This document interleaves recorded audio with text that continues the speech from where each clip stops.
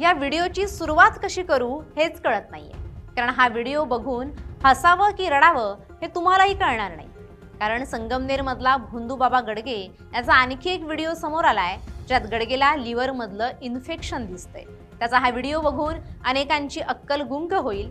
हे भोंदू नेमका आपल्याला कसं फसवतात आणि आपणही कसं भुलतो हे दाखवणारा हा व्हिडिओ पाहूयात.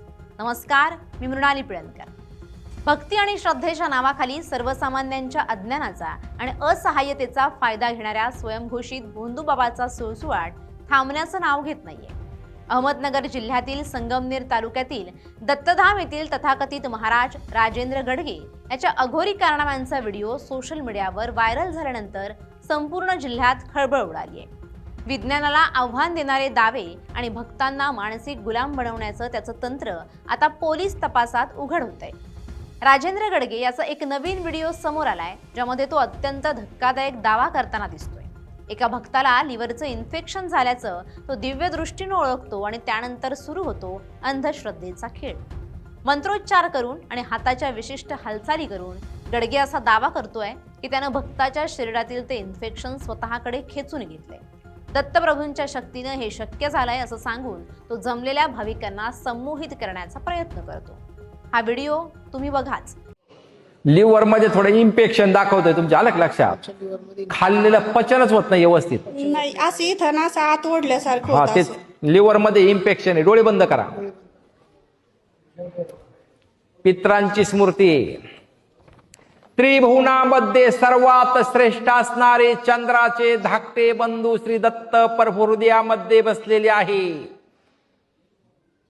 पण दत्त प्रभूंनी जी काही शक्ती सोडलेली आहे त्या शक्तीनं सहस्र चक्र, ज्ञान चक्र, विशुद्ध चक्र, अनाहत चक्र आणि मणिपूर चक्रामध्ये प्रवेश केलेला आहे. मणिपूर चक्राचा बॅलन्स करून किडनी, लिव्हर आणि फुफ्फुसामध्ये प्रवेश केलेला आहे. फुफ्फुसामध्ये प्रवेश करून फुफ्फुसामध्ये जी काही पीडा होती, जे काही इन्फेक्शन होतं, ते पूर्णतः खेचून घेतलेलं आहे. ओ शिव शिव. शरीर पूर्णतः रिलॅक्स झालेलं आहे.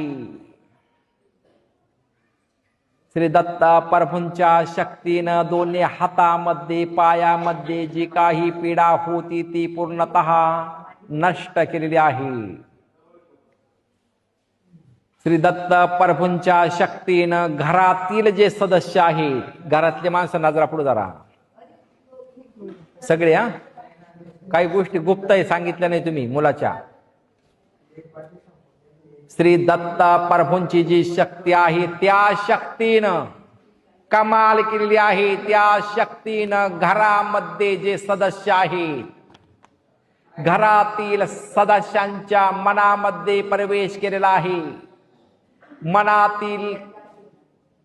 मनामध्ये प्रवेश करून मनाचे कपाट पूर्णतः खोललेले आहे.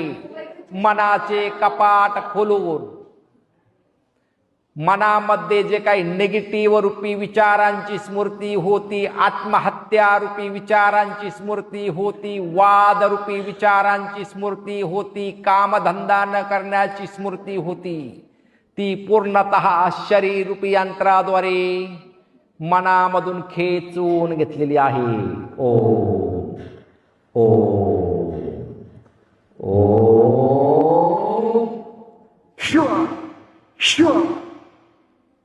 काम करण्याची स्मृती तयार झालेली आहे. आळस रूपी स्मृती नष्ट झालेली आहे. डोळे उघडा. या प्रकारामुळे वैद्यकीय क्षेत्रातील तज्ज्ञांनी संताप व्यक्त केलाय. अशा अघोरी प्रकारांमुळे रुग्णांचा जीव धोक्यात येत असल्याचं म्हटलंय. केवळ शारीरिक व्याधीच नाही, तर लोकांच्या खासगी आयुष्यात काय चाललंय हे ओळखण्याचा दावाही या भोंदूबाबानं केलाय. भक्तीच्या मनामध्ये प्रवेश करून त्याच्या घरातील गुप्त गोष्टी सांगणं, मनातील विचारांचं कपाट उघडून दाखवणं, असे दावे करून तो भाविकांमध्ये आपली दहशत निर्माण करायचा. दैवी शक्ती असल्याचा आव आणून त्यानं अनेक कुटुंबांवर आपली पकड मजबूत केली होती. सोशल मीडियावर त्याचा हे व्हिडिओ व्हायरल झाल्यानंतर अंधश्रद्धा निर्मूलन समितीनं याकडे पोलिसांचं लक्ष वेधलं. या गंभीर प्रकाराची दखल घेत संगमनेर पोलीस ठाण्यात राजेंद्र गडगे याच्या विरोधात महाराष्ट्र नरबळी आणि इतर अमानवीय अनिष्ट अघोरी प्रथा आणि जादूटोणा यांना प्रतिबंध घालण्याबाबतचा गुन्हा दाखल केलाय। त्याची कसून चौकशी सुरू आहे। तपासादरम्यान पोलिसांच्या हाती धक्कादायक माहिती लागली आहे। केवळ काही वर्षातच या बाबानं कोट्यवधी रुपयांची मालमत्ता जमा केली आहे। त्याचा आलिशान आश्रम, वाहनं आणि जमीन आता पोलिसांच्या रडारवर आहे।